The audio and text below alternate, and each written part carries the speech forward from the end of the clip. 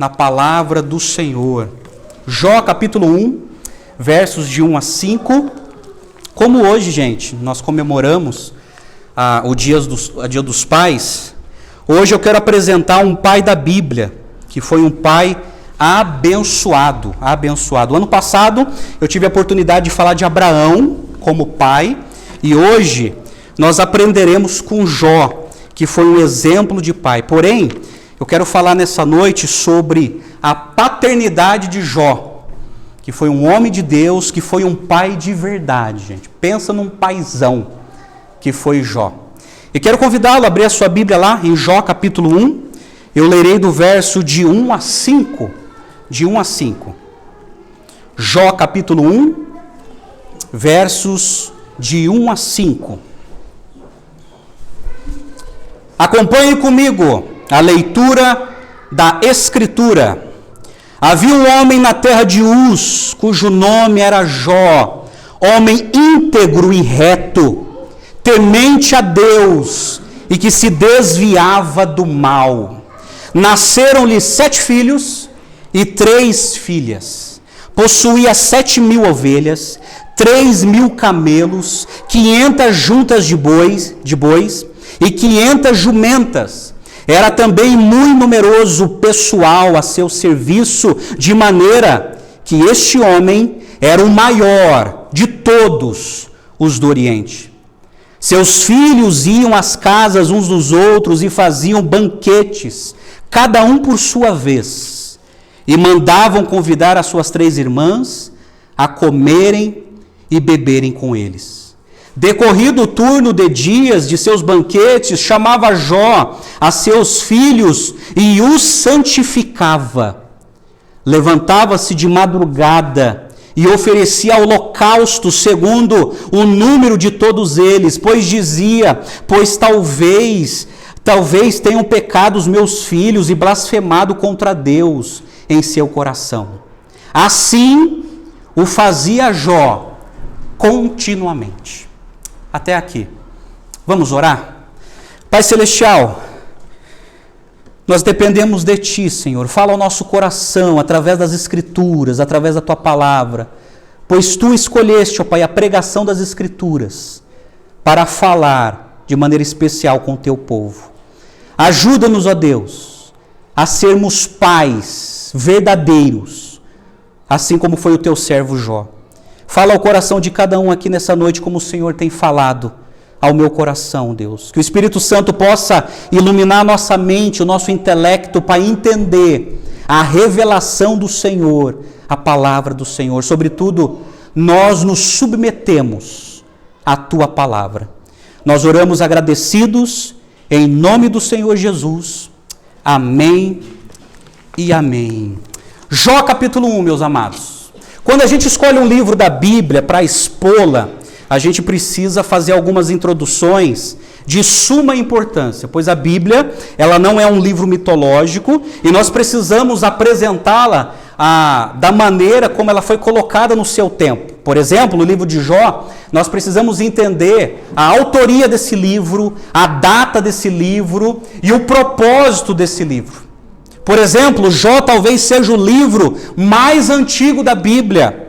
Ele está situado no período dos patriarcas. Quem foram os patriarcas? Abraão, Isaac, Jacó e José do Egito.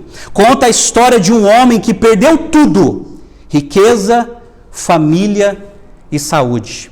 A saga da vida de Jó começa com um debate celestial entre Deus e Satanás. Passa por 3 ciclos de debates na terra entre Jó e seus amigos, os amigos da onça. E conclui com um dramático diagnóstico divino do sofrimento de Jó.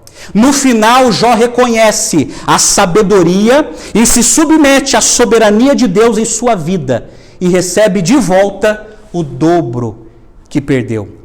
Interessante que o nome Jó, ela vem de um título hebraico que tem 2 significados possíveis. Por exemplo, essa palavra Jó ela deriva de uma palavra hebraica que significa perseguição. No entanto, a palavra Jó significa, o nome Jó significa o perseguido ou o odiado.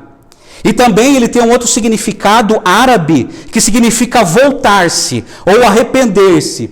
Nesse caso, o nome Jó significa o arrependido.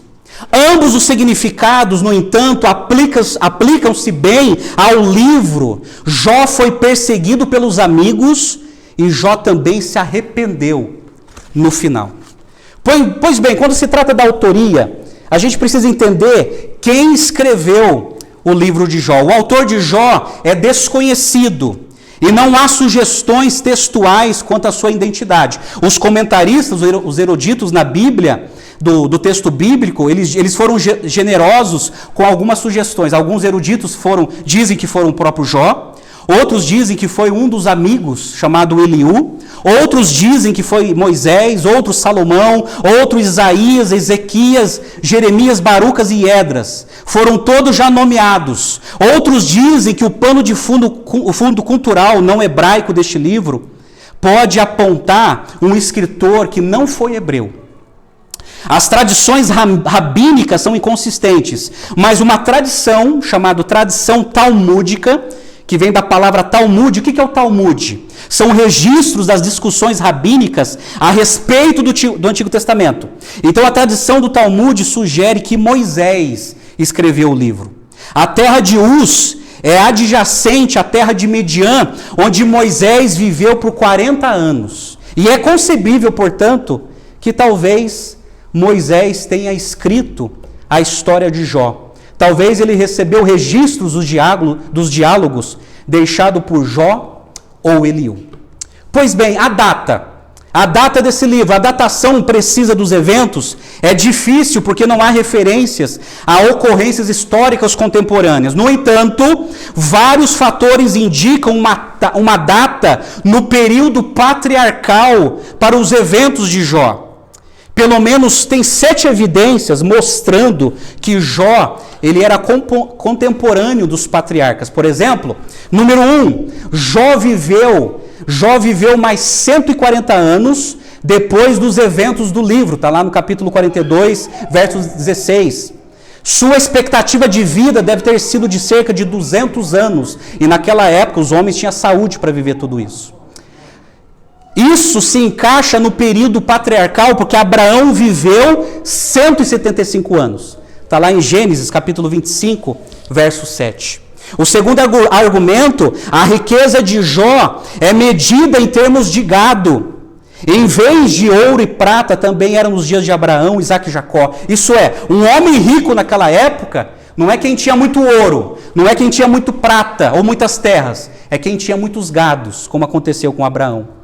O terceiro argumento, eles dizem que tal como Abraão, Isaque e Jacó, Jó é o sacerdote de sua família e oferece sacrifícios a Deus, aos seus filhos, como era um costume da época. Outro argumento que eles usam, que não há referências a Israel, a Êxodo, a lei mosaica ou o tabernáculo no livro de Jó, logo parece ter ocorrido antes desse. Isso é, Jó, ele viveu bem antes da lei de Moisés. Adequado em tempo de Abraão, a unidade social em Jó é o clã. Isso é, tanto na época de Abraão, Isaque e Jacó e também de Jó, eles viviam, gente, dentro de um clã. Isso é, são famílias tribais. E Jó fazia parte de uma família tribal. Os caldeus que roubaram os camelos e assassinaram os servos de Jó são nômades. E ainda não se havia tornado moradores da terra. Isso é, esses caldeus, gente, é um povo bem antigo, em que até a arqueologia tem vários documentos falando desses povos. E sétimo, Jó usa o nome patriarcal, característica de Deus. Isso é, Jó, em seu livro, se você já leu todo o livro de Jó, ele usa a palavra El Shaddai, que significa Deus é todo-poderoso. E essa palavra El Shaddai, foi Deus que se revelou assim a Abraão. Quando Abraão teve uma experiência com Deus, Deus se revelou a Abraão como o El Shaddai, o Deus todo-poderoso. E Jó, ele usa esse nome para invocar o seu Deus. Por isso que ele foi contemporâneo dos patriarcas. Esse nome é usado 31 vezes. Esse termo inicial é encontrado apenas 17 vezes no restante do Antigo Testamento. O raro uso da palavra Yahvé, que é uma palavra hebraica para Senhor, também sugere uma data pré-mosaica. No entanto, essa é a data, é um livro antigo, é um livro milenar, em cujo evento aconteceu ali, perto de Abraão, Isaque e Jacó. Independente da autoria e da data da composição, as verdades contidas no livro de Jó são inspiradas pelo próprio Deus, pois Paulo cita Jó como escritura sagrada, a gente vai ver isso. E o livro de Jó, meus amados, ele é atemporal e encontra aplicação em todas as épocas e em todas as culturas. Por exemplo, qual é o tema e o propósito do livro de Jó? A questão básica do livro é o seguinte, é uma pergunta que perturba muita gente nesse mundo. Por que os justos sofrem se Deus é amoroso e todo-poderoso? É uma pergunta que atormenta muita gente. Entretanto, o sofrimento em si não é o tema central da vida de Jó. Antes, o foco está no que Jó aprende com seu sofrimento, a saber, a soberania de Deus sobre toda a criação e a sabedoria de Deus e a sua bondosa providência na história. O livro de Jó, gente, ele trabalha dois temas extremamente importantes: a soberania absoluta de Deus na vida e na história e o sofrimento humano. Como conciliar isso? O livro de Jó responde essas perguntas que muitos pensadores não conseguiram responder até hoje. Até hoje. Está lá, é só ler o livro de Jó. O que aprendemos em linhas gerais é que até mesmo esse homem íntegro, reto e temente a Deus e que se desviava do mal, precisava se arrepender quando se tornava orgulhoso. Ele tem que chegar ao fim dos seus próprios recursos, humilhar-se e reconhecer a grandeza e a majestade do Senhor. Jó ensina que Deus é Senhor nos céus, na terra e debaixo da terra. Ele é onisciente, onipotente, sábio e bom. Como tal, seus caminhos às vezes são incompreensíveis para os homens e para as mulheres, para os jovens e para os idosos, mas sempre podemos confiar em sua vontade, que é boa, perfeita e agradável. O livro de Jó, gente, advoga isso. Ele advoga um Deus que não deve explicação para o sofrimento humano, mas é um livro que nos convida a confiar em Deus, mesmo diante dos mais terríveis sofrimentos da vida. E é isso que Jó aprende a confiar em Deus, mesmo diante do sofrimento. E ele também se arrepende dos seus pecados. Por exemplo, o livro de Jó é um livro de sabedoria. Você que já leu a Bíblia Sagrada de ponta a ponta, você sabe que o livro de Jó é o primeiro dos 5 livros do Antigo Testamento que chamamos de livros poéticos, ou livros de sabedoria. Por exemplo, esses livros poéticos, eles foram escritos, eles foram redigidos sobre a estrutura da poesia hebraica. E também são conhecidos como livros de sabedoria. Por exemplo, se você for no índice da sua Bíblia, bem ali no meio do Antigo Testamento, você verá Jó. Você verá Salmos, Provérbios, Eclesiastes e Cânticos. E Jó é o primeiro livro dos Cânticos. E é interessante, meus amados, que a palavra hebraica para sabedoria tem o sentido de habilidade. Da mesma forma que um soldado é sábio, é dizer que ele é habilidoso para a batalha. Descrever um artesão como habilidoso é falar que ele é sábio na sua criação artística. Desse modo, quando aplicado à esfera ética ou moral da existência, sabedoria é a arte ou a habilidade de colocar em prática a cosmovisão bíblica. Isso é, você quer ter sabedoria? Leia, coma Jó, Salmos, Provérbios, Eclesiastes e Cantares de Salomão, ou Cânticos dos Cânticos. São livros de sabedoria. Por exemplo, o que o livro de Jó quer ensinar para nós, os cristãos? Jó ensina a habilidade de sofrer bem, como enfrentar os males e suportar as dores da vida para a glória de Deus. É isso que o livro de Jó nos ensina. A como enfrentar o sofrimento. E como entender que um Deus soberano está no controle de todas as coisas, mesmo nos dias maus da minha vida. O livro de Salmos ensina a habilidade de engajar toda a alma humana da presença de Deus, como o povo de Deus deve dirigir seus lamentos, louvores e orações.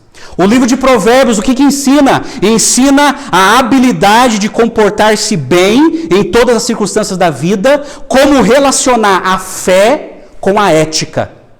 Com a ética. Eclesiastes, o que Eclesiastes nos ensina? Ensina a habilidade de desfrutar a vida e usá-la como um dom de Deus para a glória de Deus. Eclesiastes é um convite a desfrutar a vida para a glória de Deus. E Cântico dos Cânticos, ou Cantares de Salomão, ensina a habilidade de manter e saborear a santidade dada por Deus e a beleza e a pureza do casamento. Isso é, Cantares de Salomão, meus amados, fala do amor intenso de um marido para sua esposa. Fala da santidade do matrimônio e da beleza de ser casado, segundo os padrões de Deus. Então, basicamente, esses são os livros sagrados e todo esse compêndio que vem nos ensinando. Por exemplo, antes de entrar no texto de Jó, a gente precisa falar da inspiração do livro e da historicidade de Jó. Por quê? Tem muitas pessoas que pensam assim, amados, como Jó é um ancestral muito antigo, muitos, principalmente os céticos, eles pensam assim, como é uma personagem muito antiga, isso significa que Jó não existiu, que ele é um ser mitológico, e quando nós nos aproximamos de um livro que fala da vida desse ancestral, a interpretação que exige é uma interpretação metafórica. Isso não é verdade.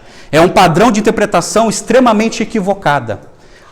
Quais são as pistas que mostram que o livro de Jó foi inspirado por Deus e que Jó realmente ele existiu, não é um ser mitológico, não é um ser lendário? Por exemplo, o profeta Ezequiel em Israel, quando Deus usou o profeta Ezequiel, porque Israel tinha se afastado de Deus, e Deus usa a boca de Ezequiel, ele prega assim, Ezequiel capítulo 14, ele diz assim: a palavra do Senhor veio a mim dizendo, filho do homem, Ezequiel profetizando, quando uma terra pecar contra mim, cometendo graves transgressões, estenderei a mão contra ela, cortarei o suprimento de pão, e enviarei contra ela fome, e eliminarei dela pessoas e animais. Mesmo os que estivessem no meio dela, esses 3 homens, Noé, Daniel e Jó, eles, pela sua justiça, salvariam apenas a sua própria vida, diz o Senhor Deus. Então Deus está usando a boca de um profeta, o profeta confrontando um povo, usando 3 personagens históricas, Noé, Daniel e Jó. Para Israel, essas 3 personagens não eram mitológicas, eram históricas. Por exemplo, quando a gente entra na era cristã, o apóstolo Paulo, no século I, ele usa frases de Jó em suas cartas. Por exemplo, Romanos capítulo 11, verso 35, Paulo está escrevendo um hino cristológico para a igreja de Roma. Aí ele usa uma frase de Jó, Jó 41, 11, quando ele escreveu assim: ou quem primeiro deu alguma coisa a Deus, para que ele seja restituído. Paulo, assim como os judeus, acreditava na historicidade de Jó. Ele não era um ser mitológico. Em 1 Coríntios capítulo 3, verso 9, Paulo está escrevendo uma carta para aquela igreja, ele usa uma outra frase de Jó, Jó 5,13, quando Paulo escreveu assim, ele está enfrentando os pensadores daquela época, e ele escreve assim: porque a sabedoria deste mundo é loucura diante de Deus, pois está escrito. Aí ele usa o texto de Jó, ele apanha os sábios na sua própria astúcia. Essa palavra que Paulo usa, está escrito, é a mesma palavra que ele usa em 2 Timóteo 3,16, quando Paulo escreveu assim, que toda escritura é inspirada por Deus e útil para ensinar, repreender, corrigir e educar. A mesma palavra no grego que ele usa para a Bíblia, para a escritura do Antigo Testamento, é a mesma palavra que ele usa para apresentar o argumento de Jó. No entanto, meus amados, Jó é uma figura histórica que existiu, e o seu livro é inspirado por Deus. E Tiago, que foi irmão de Jesus, também cita em sua carta a existência e o exemplo de Jó. Tiago escreveu assim, Tiago capítulo 5, verso 10 e 11, ele escreveu assim: irmãos, Tem os profetas que falaram em nome do Senhor como exemplo de paciência diante do sofrimento. Como vocês sabem, nós consideramos felizes aqueles que mostraram perseverança. Aí ele escreve: vocês ouviram falar sobre a perseverança de Jó e viram o fim que o Senhor lhe proporcionou. O Senhor é cheio de compaixão e misericórdia. Então, tanto a sociedade judaica, assim como o apóstolo Paulo, que foi o grande teólogo do cristianismo, assim como Tiago, irmão de Jesus e líder da igreja de Jerusalém, eles acreditavam na historicidade de Jó, Jó existiu, e acreditavam que o livro de Jó é inspirado por Deus. Amém, gente? Então não há espaço para ceticismo e para incredulidade quando os livros são milenares. É um livro inspirado por Deus, e uma prova disso, leia Jó. Leia Jó e você vai entender um pouco mais do sofrimento humano e como Deus age atrás dos bastidores do sofrimento humano. Amém? Agora eu quero chamar sua atenção, por gentileza, para o texto de Jó. Vamos aprender a ser pai como Jó. Abra sua Bíblia, liga sua Bíblia e acompanha comigo, por gentileza, a exposição do texto. Até aqui foi a introdução, tá? Essa introdução precisa ser passada, mas eu quero trabalhar com vocês o texto de Jó, de capítulo 1, verso de 1 a 5, o verso 1 diz assim: havia um homem na terra de Uz, cujo nome era Jó. Esse homem era íntegro, reto, e temia Deus e se desviava do mal. Essa cidade Uz, né? O lar de Jó era uma cidade murada, com portões, está lá no capítulo 29, onde ele desfrutava de uma posição de grande respeito. A cidade, olha que interessante, quando você estuda a geografia bíblica, a cidade ficava na terra de Uz, que fica ao norte da Arábia, adjacente a Midian, onde Moisés viveu por 40 anos. E é interessante que o escritor desse livro começa a falar de Jó. Ele fala lá que este homem era íntegro e reto, temia a Deus e se desviava do mal. O autor do livro destaca o seguinte: a ética e a espiritualidade de Jó. Jó, ele trabalhava, gente, essas duas questões, ética e espiritualidade, para Jó, andavam juntos. Íntegro e reto, que significa a palavra íntegro, significa agir com uma integridade que provém de um sincero comprometimento com Deus. Isso é, integridade para Deus é um sentimento, é um comprometimento sincero com Deus. E a palavra reto, por sua vez, descreve aquele cuja conduta é habitual e eticamente correta. Integridade tem a ver com a nossa espiritualidade. A nossa retidão tem a ver com a nossa moralidade entre os homens.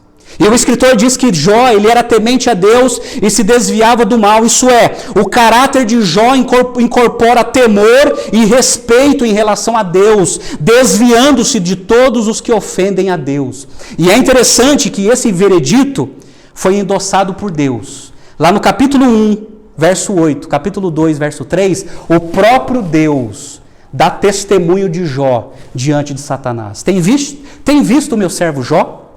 Homem íntegro, reto, temente a Deus, que se desvia do mal. O próprio Deus elogia Jó por essas características. O pastor norte-americano John MacArthur, ele escreve, interessante, ele faz um comentário sobre o Jó. Ele escreve assim: Jó não era perfeito, nem sem pecado. Todavia é aparente pela linguagem empregada que ele havia colocado em Deus sua confiança para a redenção, que levava uma vida fiel e sincera, que honrava a Deus com integridade e consistência nos aspectos pessoal, maridal e familiar. Esse era Jó. Não era um homem perfeito. Ele era um homem de carne e osso como eu e você. Não era um homem que não tinha pecado, pelo contrário. No livro de Jó, você vê muito bem ele se arrependendo dos seus próprios pecados, mesmo tendo essas grandes qualidades. Aí no verso 2 na sua Bíblia diz assim: nasceram-lhe 7 filhos e 3 filhas. Jó era um homem que gostava de colecionar filhos, gostava de fazer filhos. O autor descreve que Jó era pai de família e de uma grande família, assim como eram os clãs naquela época.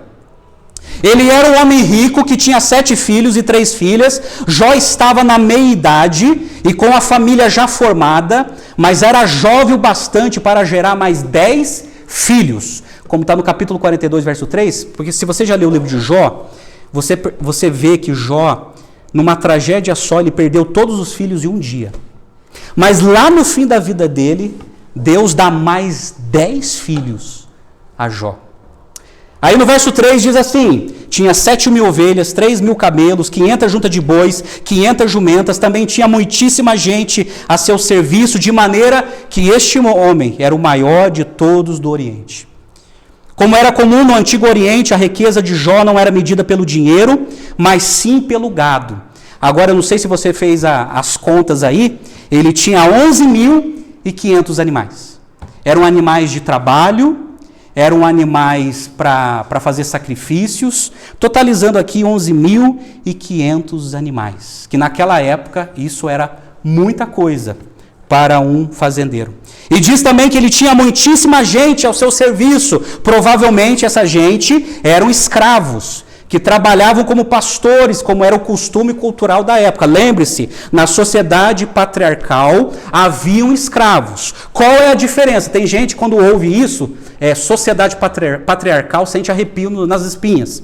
Mas daí a gente precisa entender o seguinte, naquela época tinha os patriarcas, tinha os perversos, que maltratavam seus escravos, que violentavam suas escravas, mas também tinha os patriarcas, que era uma bênção de Deus, que cuidava muito bem, tanto da família, como dos seus escravos. Provavelmente, pela ética de Jó, ele correspondia a isso.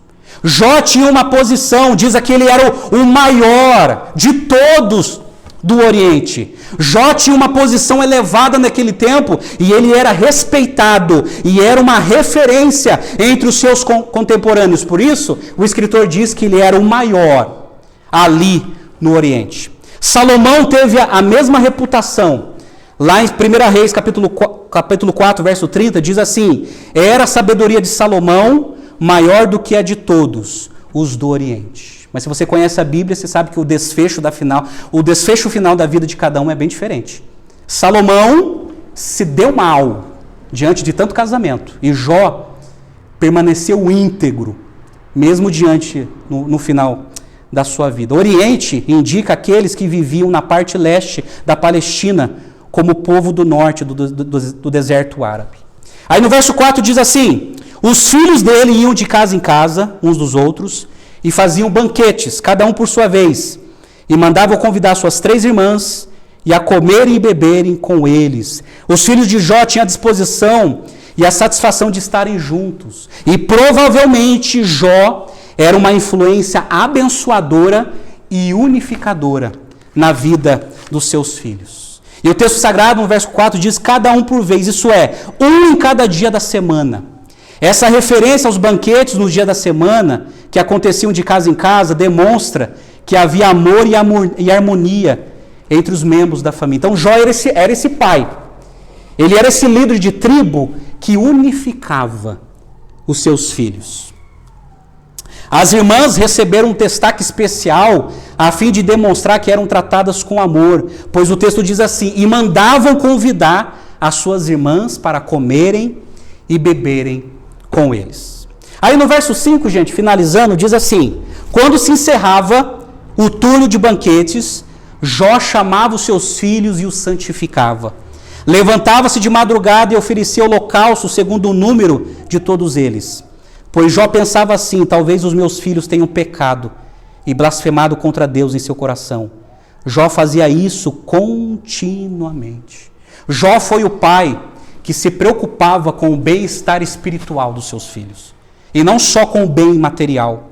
Ao final de cada semana, Jó oferecia tanto sacrifícios quanto ao número de seus filhos. O verso 5 diz que ele levantava de madrugada e oferecia holocausto segundo o número de todos eles. Essas ofertas eram para cobrir qualquer pecado que seus filhos pudessem ter cometido durante a semana, indicando como era profunda a sua devoção espiritual. Só lembrando, voltando no tempo, desde a época de Jó, desde a época de Abel, Caim e Abel, desde a época de Noé, desde a época de Jó, ali junto com seus contemporâneos, Abraão, Isaac, Jacó e José, quando eles necessitavam do perdão de Deus, eles se aproximavam de Deus com muito temor e fazia uma oferta. Isso é, eles sacrificavam animais a Deus naquela época, para que o sangue aspergido mostrasse para eles que os seus pecados foram perdoados. Então, eles sacrificavam animais na tentativa e no temor de serem perdoados por Deus.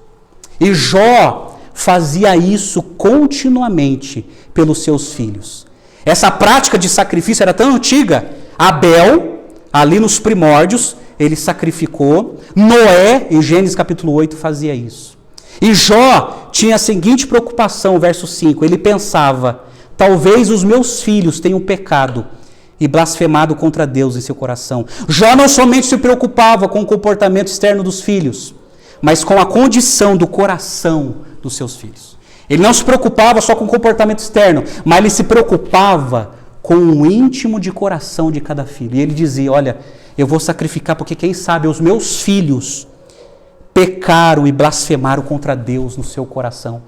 Algo de fora o íntimo, mas mesmo assim, Jó se preocupava com seus filhos. E diz o verso 5 que Jó fazia isso continuamente. A palavra continuamente no hebraico significa oficiando semanalmente como sacerdote familiar, numa época anterior ao estabelecimento do sacerdócio araônico. Isso é, quando Moisés foi escolhido por Deus, Deus escolheu Arão para que fosse os sacerdotes da nação para fazer o sacrifício. Mas bem antes do estabelecimento do sacerdócio araônico, Jó já sacrificava animais, rogando o perdão de Deus em prol dos seus filhos.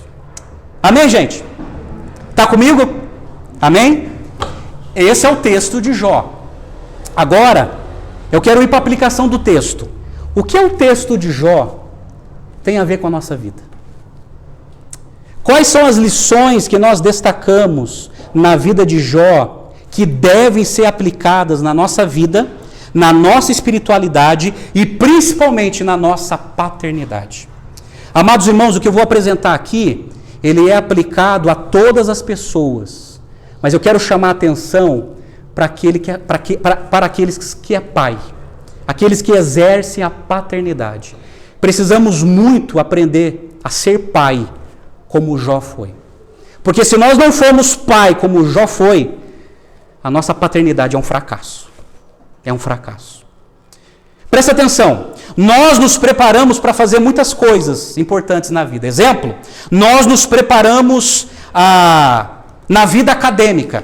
Nós estudamos, nós nos formamos no ensino fundamental, ensino médio, ensino superior, a gente se especializa, nós nos informamos porque nós estamos nos preparando para a vida.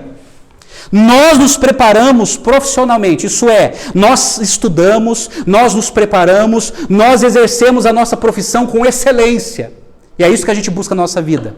Nós nos preparamos para a vida conjugal, isso é, nós construímos uma casa, compramos um carro, compramos móveis e nos casamos para fazer uma pessoa feliz. Mas poucos são os homens que se preparam para a paternidade. São poucos os homens que se preparam para a paternidade.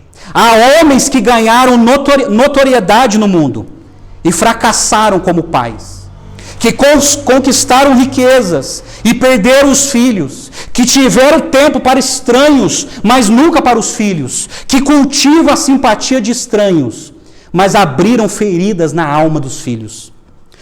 Homens que construíram uma casa, mas não construíram um lar.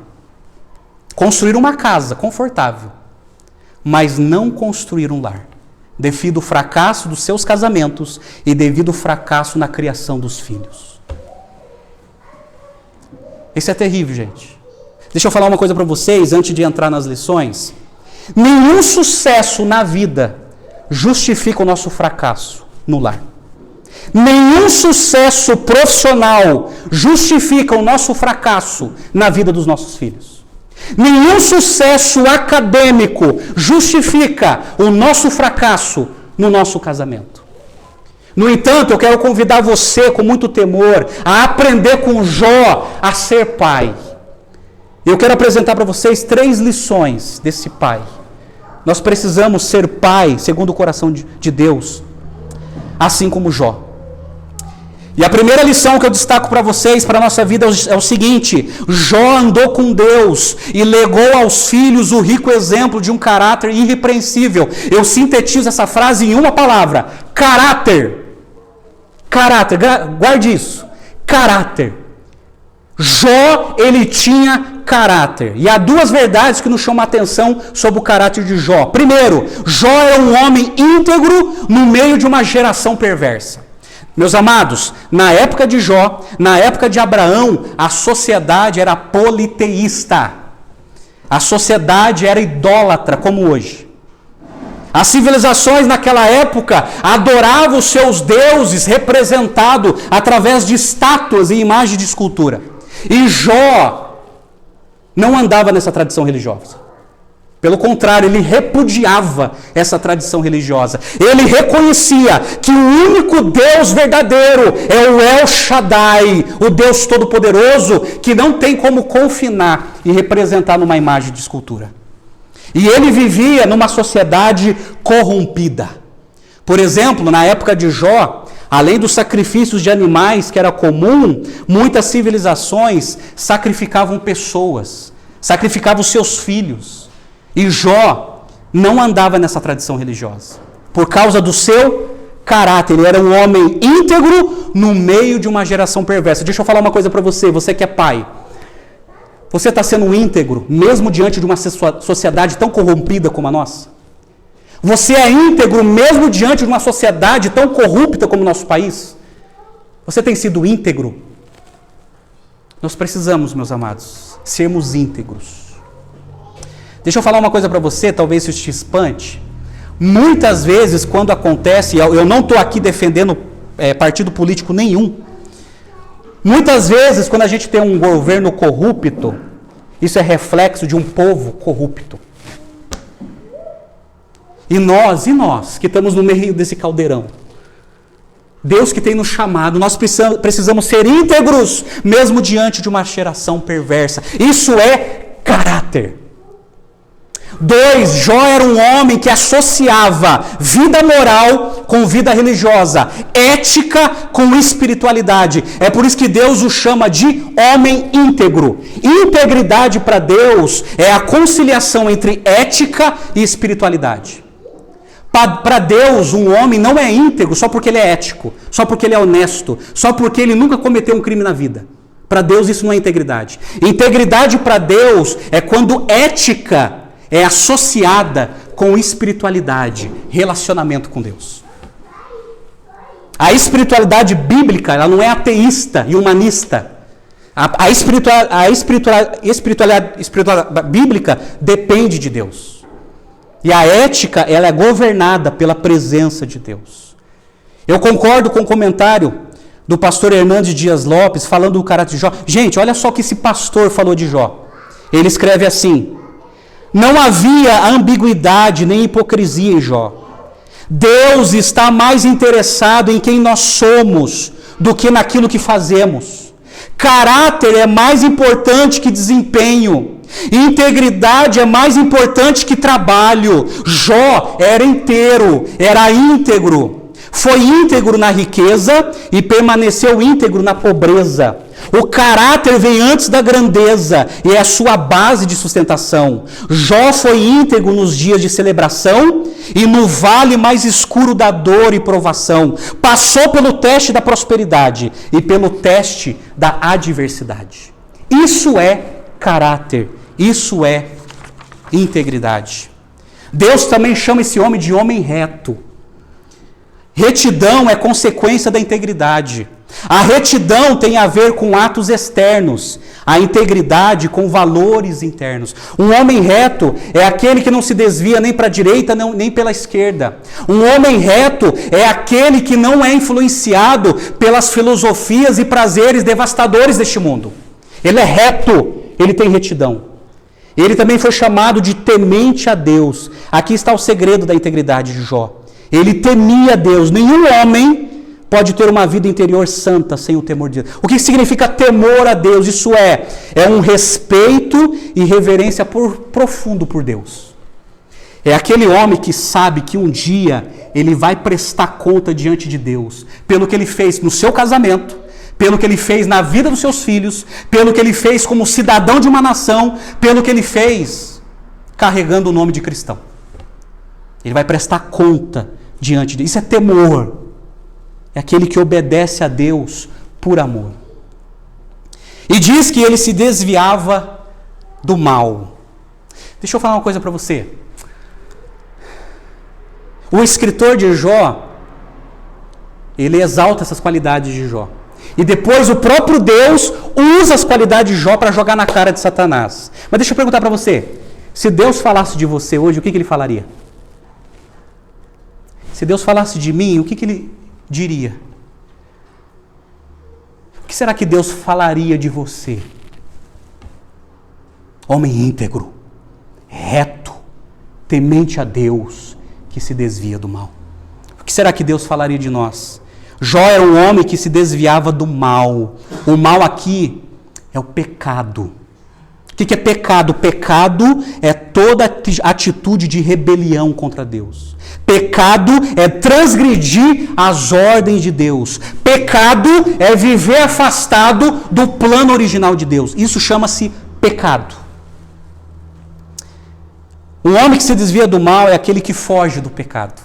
Você tem fugido do pecado? É o homem que foge, porque sabe que pode cair, mas ele foge do pecado. O homem que se desvia do mal é aquele que luta contra o pecado. A nossa vida, gente, é uma guerra. Como eu já falei desse púlpito, Deus não nos chamou para uma colônia de férias, Deus nos chamou para um campo de guerra. Nós estamos em guerra. E é uma luta lutar. É uma batalha lutar contra os nossos pecados. Dependemos de Deus.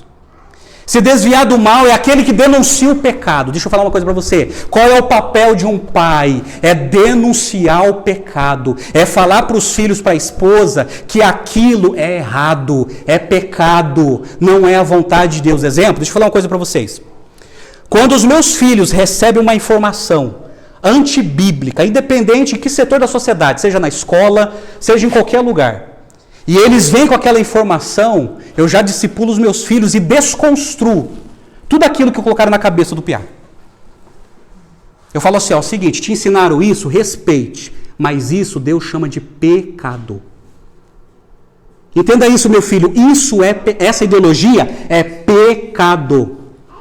Esse fundamento que te passaram é pecado. A obrigação dos pais é denunciar o pecado e mostrar para os filhos a vontade de Deus.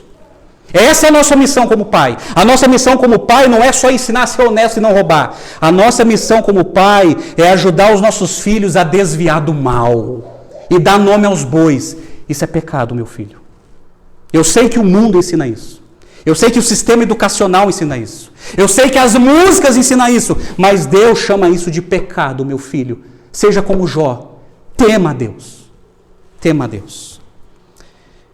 O homem que se desvia do mal é aquele que odeia o pecado. Odeia aqui, gente, não é sentido de odiar o pecador, mas odeia o pecado. O pecado na própria vida é um homem que não se conforma e que odeia o pecado que tem destruído várias famílias. Esse era Jó. O apóstolo Paulo, escrevendo em Romanos capítulo 12, ele diz assim: portanto, irmãos, pela misericórdia de Deus, peço que ofereça o seu corpo como sacrifício vivo, santo e agradável a Deus. Este é o culto racional de vocês. Aí ele escreve assim: não vivam conforme os padrões deste mundo, mas deixe que Deus os transforme pela renovação da mente, para que possam experimentar qual é a boa, agradável e perfeita vontade de Deus. Paulo, no século I, na grande Roma, ele já tinha dito: não vivam conforme os padrões deste mundo, mas busquem a vontade de Deus. Amém, meus amados? Isso chama-se, para Deus, caráter. Caráter tem a ver com o nosso comprometimento com Deus e com o nosso comportamento diante de uma sociedade corrompida. Amém? Segunda lição que a gente aprende com Jó.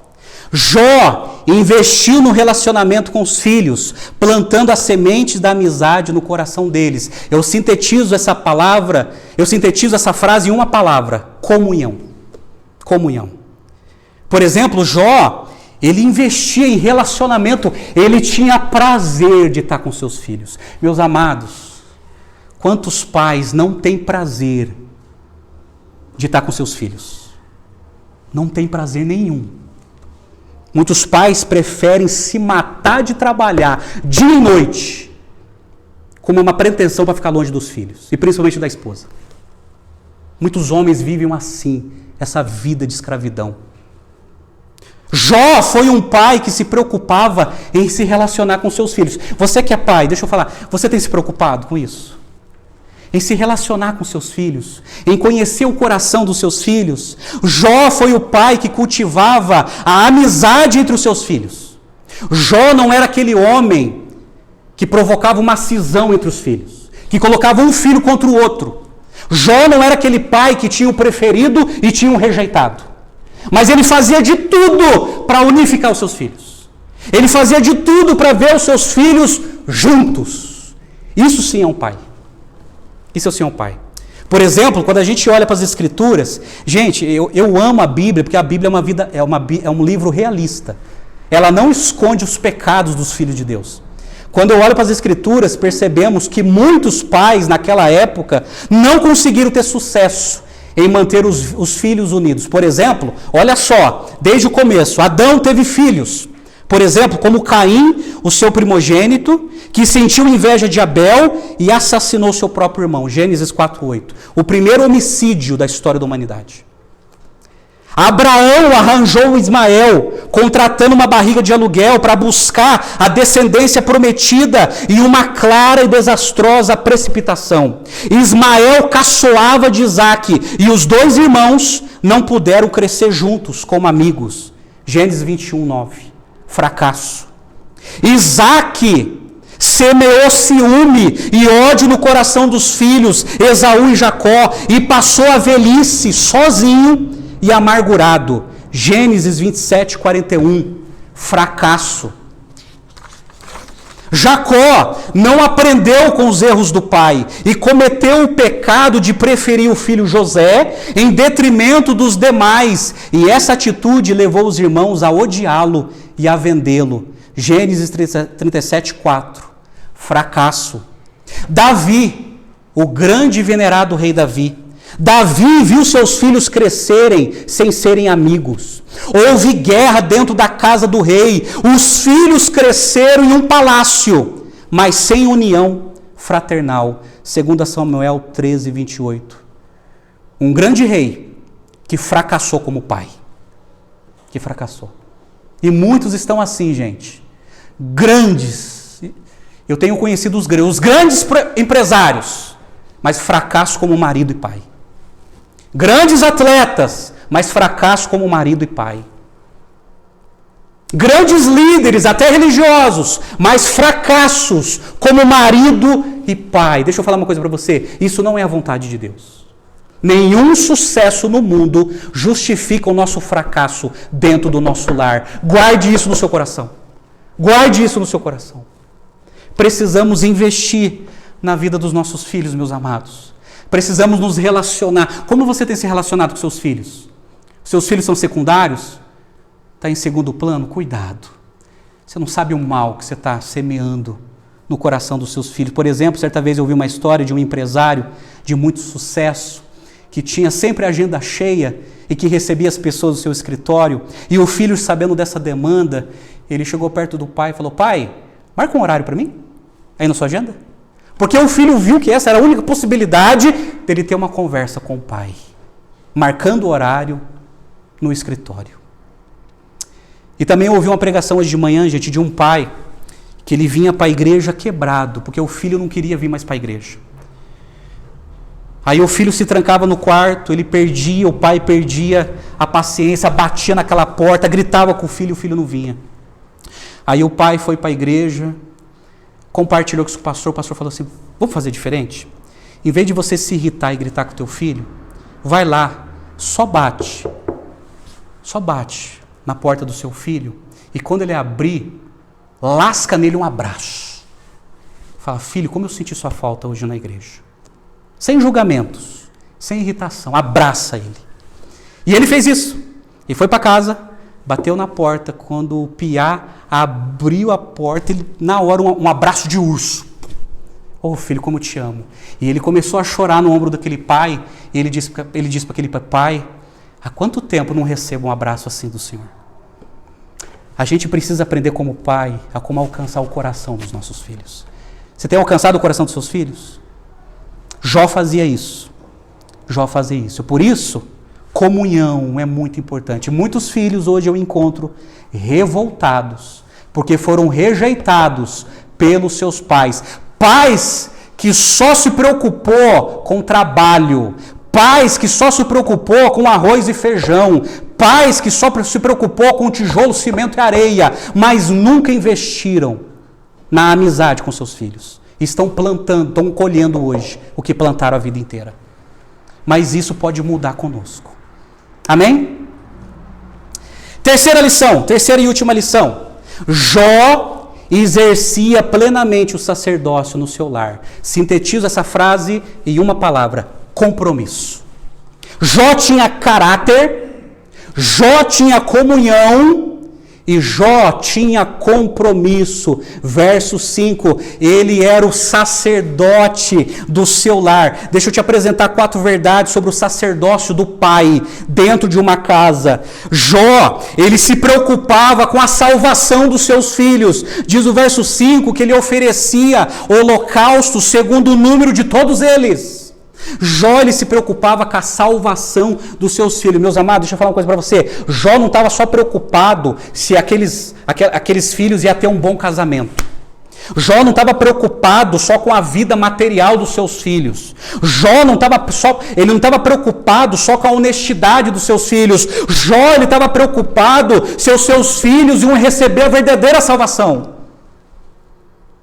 Ele não queria filhos perdidos. E deixa eu te falar uma coisa: salvação aqui é salvação da alma. Pois a Bíblia é sagrada, assim como Jó, eles advogavam uma vida após a morte. Isso é, ou seremos salvos, ou seremos condenados. E Jó, como um pai sacerdotal, ele se preocupava com a salvação dos seus filhos. Deixa eu perguntar para você. Você se preocupa com o que na vida dos seus filhos? Sabe que o que me assusta, meus amados, que os pais hoje só se preocupam com as demandas da terra. E que não é errado, mas não é prioritário. Muitos pais estão preocupados com que faculdade meu filho vai fazer, qual casa ele vai morar, qual profissão ele vai exercer, qual roupa ele vai usar. Tudo isso é bom, mas não é a razão de todas as coisas. Para Jó não era. Tudo isso é bom e secundário, mas o prioritário para Jó era a salvação da alma dos seus filhos.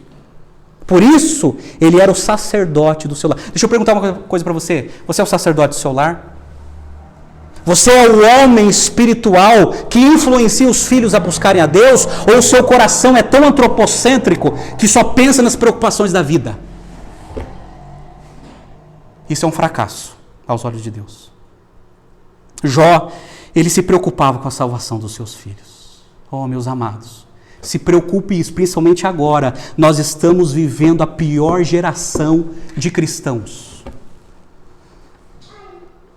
Precisamos investir na vida dos nossos filhos. Segundo, Jó se preocupava com a santificação dos filhos. Diz que Jó chamava os seus filhos e os santificava. Sabe o que é santificar? É separar. A palavra santificar vem da palavra santo, que na raiz hebraica é separar. Ele pegava os seus filhos, depois que eles banqueteavam, chamava e santificava, dizendo: filho, toma cuidado, não peque contra Deus. O pecado tem consequências dolorosas na vida, consequências amargas. Tenha uma vida que agrade a Deus. Não tenha sexo antes do casamento. Guarde-se para sua esposa, para o seu marido. Não use drogas. Viva para a glória de Deus. Não vive nas baladas. Não vende o seu corpo, mas viva para a glória de Deus. se preocupava com a santificação dos filhos. Mas pastor, isso é legalismo. Não.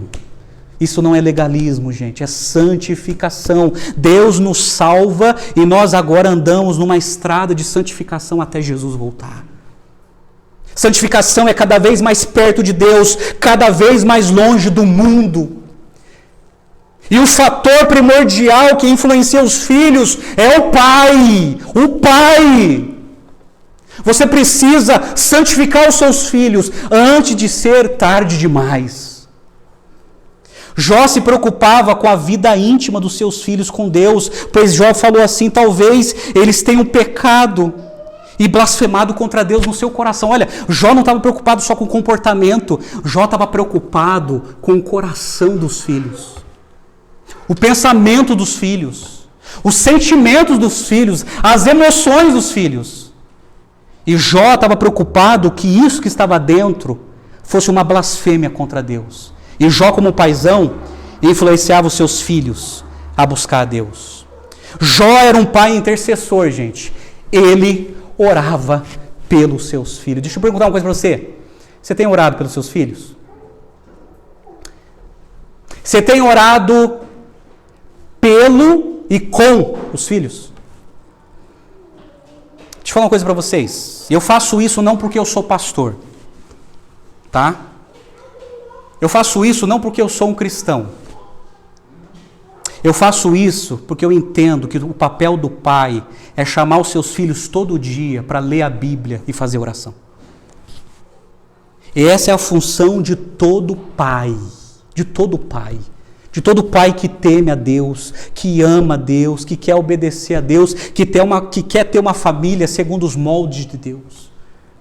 Ô meu amado, eu quero convocar você a chamar os seus filhos todo dia. Você, não é a sua mulher. Você que é pai, você que é homem, você que é marido, você. Essa responsabilidade é sua, essa obrigação é sua. Chama os seus filhos, ore com os seus filhos, conheça o coração dos seus filhos, ministre a Bíblia no coração dos seus filhos, leia a Bíblia com os seus filhos. Faça isso. Essa é a obrigação de todo pai, biblicamente falando. O grande problema é que, como nós homens omissos, a gente terceiriza isso para as mães. Aí as mães que pagam o pato. As mães que têm que ter uma influência dentro de casa. Mas essa missão é paterna. Deus nos escolheu para influenciar os nossos filhos a conhecer a Deus. O pai é um pastor dentro de casa. É você que precisa pastorear o coração dos seus filhos dentro de sua casa. É você. Amados, nós vamos prestar conta diante de Deus um dia pela nossa paternidade.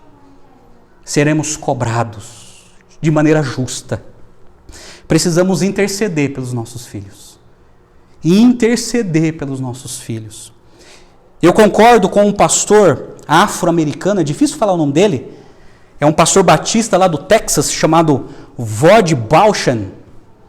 Ele pregando sobre o papel dos pais na vida dos filhos, olha só o que ele escreveu, gente, eu concordo com ele. Se os pais têm criado seus filhos para serem médicos, advogados, esportistas e músicos e etc., mas não os criam para honrar e obedecer a Deus, eles fracassaram.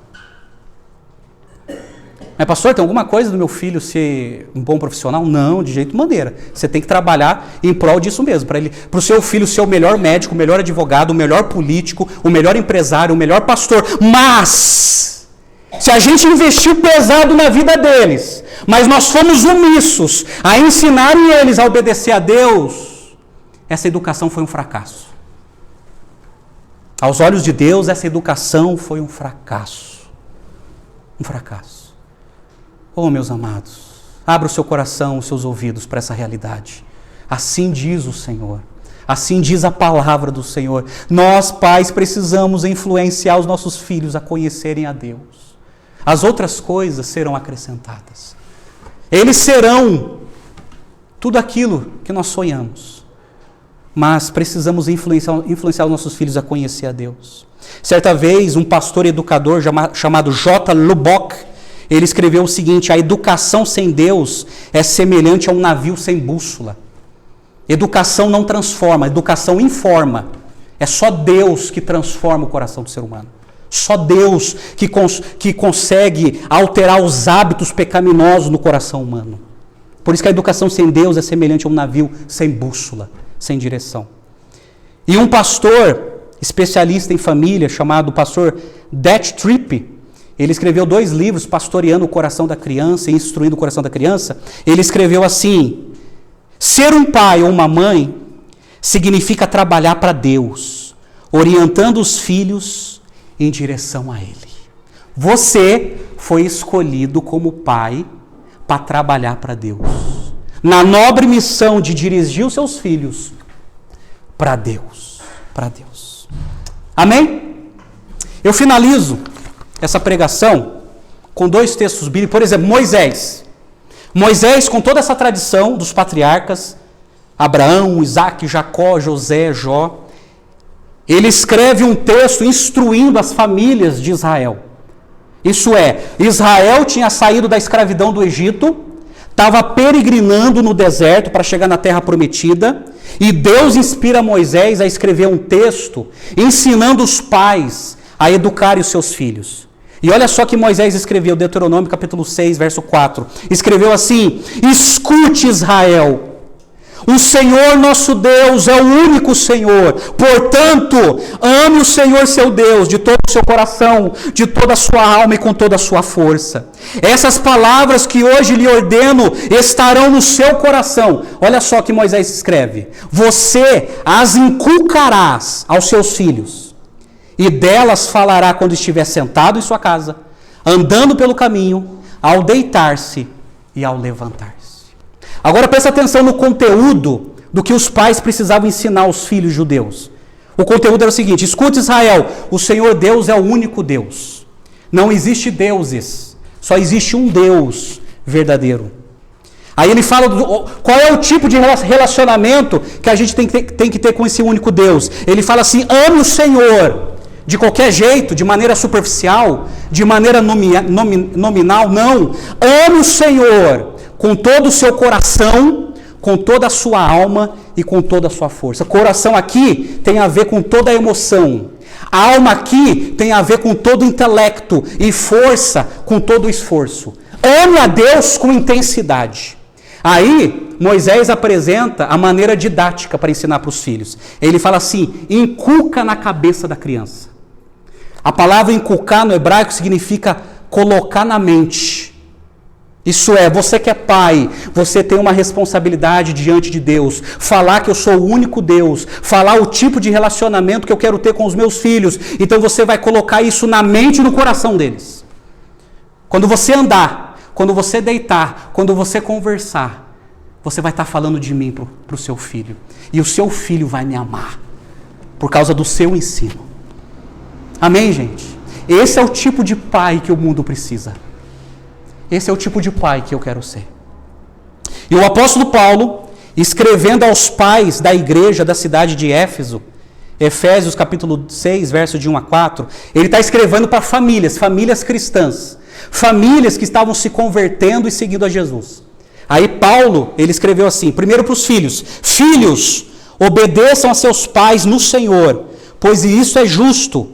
Honre o seu pai e a sua mãe, que é o primeiro mandamento com promessa, para que tudo te corra bem com você e você tenha longa vida sobre a terra. Aí ele fala dos pais: e vocês, pais, não provoquem os seus filhos à ira, mas tratem de criá-los na disciplina e na admoestação do Senhor. Sabe o que é interessante? No verso 1, quando Paulo escreveu assim: filhos, obedeçam aos seus pais, está falando do pai e da mãe.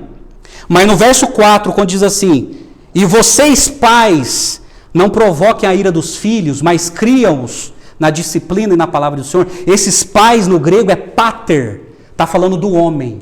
Está falando do marido. Não está falando da mãe, da esposa. Está falando do marido. Pater. Vocês, os homens dessa igreja, os maridos dessa igreja, não provoquem a ira dos vossos filhos. É a ira aqui, gente, no sentido de rejeitar os filhos, maltratar os filhos, mas eles falam: crie os seus filhos na disciplina, isso é, com regras. Toda criança precisa de regras na vida, e principalmente na admoestação do Senhor, isso é, na palavra do Senhor. Oh, meus amados, está aqui a nossa missão como pai. A minha oração é que Deus venha criar esses valores no nosso coração. Que possamos ser homens de caráter, que possamos ter comunhão com os nossos filhos e que possamos ter comprometimento. Comprometimento. Sabendo que a missão do marido cristão, a missão do pai cristão, em primeiro lugar, é influenciar os seus filhos a seguir a Jesus. Mas daí alguém pode dizer assim para mim, como eu já fui questionado na vida: mas pastor, como eu vou ensinar algo que eu não conheço? Como eu vou falar de alguém que eu não conheço? Eu quero convidar você nessa noite a conhecê-lo. Eu quero convidar você nessa noite a conhecer esse Deus, conhecer a Jesus, conhecer a Jesus. E quando isso acontece, eu quero te transportar para o Jardim do Éden, que não é um fato mitológico, mas histórico. Você sabe que os nossos primeiros ancestrais foram criados por Deus, e eles foram criados para desfrutar da glória de Deus e experimentar a verdadeira felicidade que está centralizada em Deus. Mas você conhece a história: Satanás, dentro de uma serpente, persuadiu e tentou a eles, levando eles à incredulidade, a desconfiar das ordens de Deus, e eles decidiram desobedecer às ordens de Deus. E comeram daquele fruto conhecido como fruto do conhecimento do bem e do mal. Diz as Escrituras, e Jó ensinava isso, que o pecado de Adão e Eva entrou na raça humana e contaminou toda a raça humana. E nós herdamos esse pecado, chamado de pecado original. E diz a Bíblia que nós nascemos com esse pecado. E diz a Bíblia que esse pecado tem tal efeito na nossa vida que separou o ser humano de Deus. O homem está separado de Deus. Por isso que Paulo, em Romanos 3, ele diz assim, que não existe nenhum justo, não existe nenhuma pessoa que tenha disposição de buscar a Deus. É por isso que todos pecaram e estão separados da glória de Deus.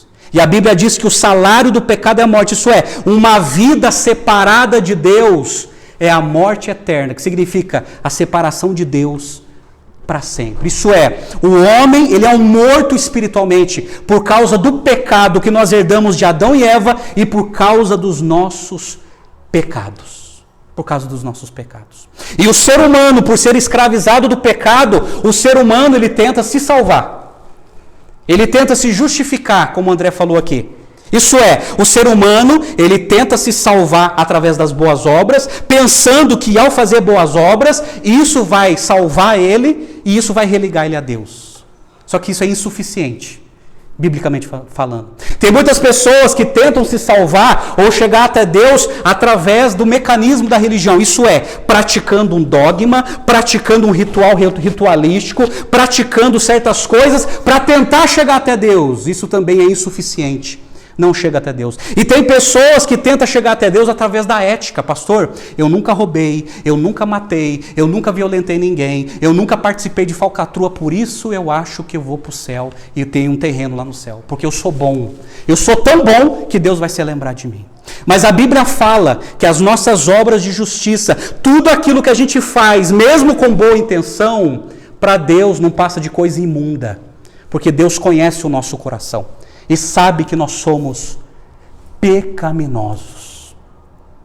Qual foi o plano de Deus para resolver esse problema? Ele enviou o seu filho, o seu único filho, para vir ao mundo. Ele é o único que viveu de maneira perfeita, que obedeceu a Deus de maneira perfeita, que submeteu a Deus de maneira perfeita. E esse Jesus que deixou a sua glória, que se materializou e entrou na raça humana, ele veio para cumprir uma missão, morrer na cruz do Calvário por um povo pecaminoso como eu e você. E diz a Bíblia que lá na cruz, ele foi sacrificado como o nosso cordeiro, assim como Jó sacrificava animais em favor dos seus filhos. O próprio Deus Pai enviou o seu filho como cordeiro santo e sem mácula para ser sacrificado por nós lá na cruz do Calvário, levando as nossas culpas, levando os nossos pecados e nos religando a Deus. Através dos méritos de Cristo na cruz, através do sacrifício da cruz, Jesus nos pegou e nos levou ao Deus Santo para termos relacionamento com Ele. Por isso que Jesus falou: eu sou o caminho, a verdade e a vida. Ninguém vem ao Pai a não ser por mim.